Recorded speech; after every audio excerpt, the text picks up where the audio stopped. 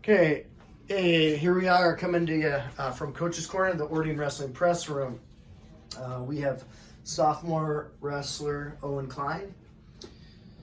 Okay, Owen, it's that time of year. We're into the third week of January. We have 3 weeks left to postseason. What advice are you going to give a freshman that was in your shoes last year? Advice I'd give to freshmen. I know you have a couple of tough losses already that you want to get back, but this is a time to really grind and fix all those things. It might be hard because you got bumps and bruises going into the postseason, but just keep on going at it and you will get the results you want. Just shock them. Shock them. There you go. Okay, again, back on this 3 weeks left. Owen, what am I in control of? You're in control of, I say, mostly what you eat and what you're doing throughout the day, and your sleep patterns. That's big. Just do all the right things. It's only 3 more weeks. Eat all the right things, no processed food. Drink lots and lots of smart water, perfect for your health, and just get your 8 hours, if not more. Okay, so you're talking about sleep and that kind of stuff. Let's take it a little bit further. I got this opponent. Let's say he goes to Blaine High School or some high school far away.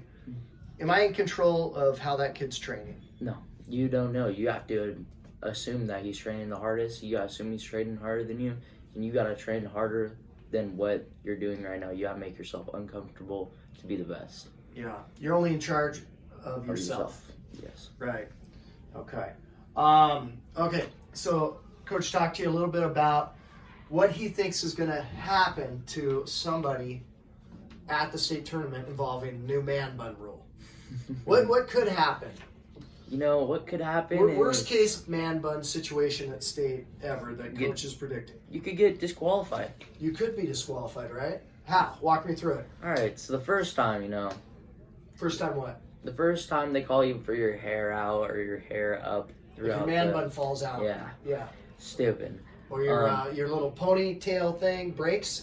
Now you got hair everywhere. You know what? That's injury time. And a point for the other guy. Okay. So we fix it one time, and let's say the man bun comes out again. That's another point. Another injury time. And what else happens on that second injury time? That second injury time, they get to choose top bottom. Yeah, your opponent gets to choose, Yeah. right? Okay, now, let's say we're into the third round. My man bun, he's got some hard hands. He rips it out again. You're done, though. You're out of there. Why is that? Disqualified. You can't have 3 injury times, right? Nope. Okay, so my advice, backed by facts, would be... You're cutting that hair. Cut your hair. That's gone. All right. Okay. Talk about this week. Why do you got to go with the flow in wrestling?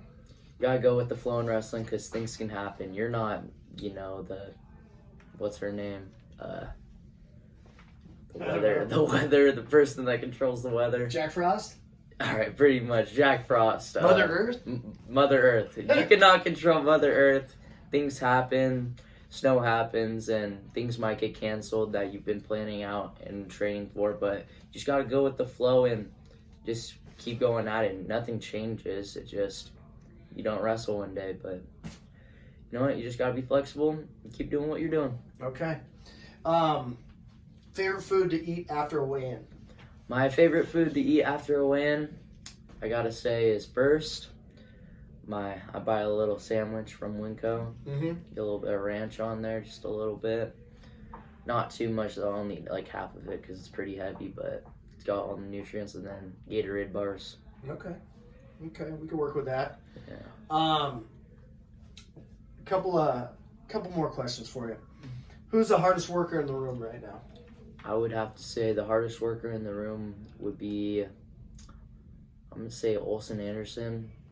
He's always just grinding and just picking everybody up, telling them, let's go faster. He pushes the pace, which is awesome. And all the freshmen are actually looking up to him. We're starting to have a culture of just hard working nonstop. Yeah, he's doing stuff when people aren't watching. Yeah, for sure. Yeah, and he's always the first one on the mat. Yeah, I like it. Who's standing out to you in the room? Person that's standing out to me in the room is Dylan Spader. Okay. crazy. Like, first practice, couldn't get to my legs. I could just beat him up pretty easily. But now he's going into like chain wrestling and flowing and scrambling, and he'll go from a shot to another shot or go to a perfect reshot.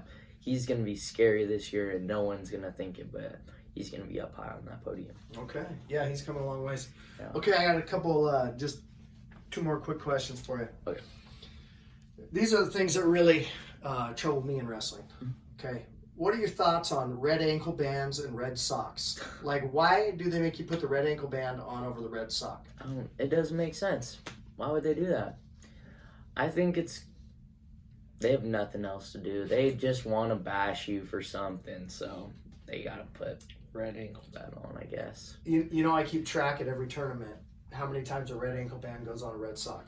Oh, so do you? What was the last tournament count? I don't know, but I know my running count is at 27. 27. That's terrible. Yeah, for that's a season? Yeah, so it's probably right on average, actually. So much unused time. Okay, and then we did talk about the man bun possibly being a infraction. Yeah. Should this be an infraction? A heavyweight's ankle band comes off. Throw them out. Put it back on, right? Start the injury time.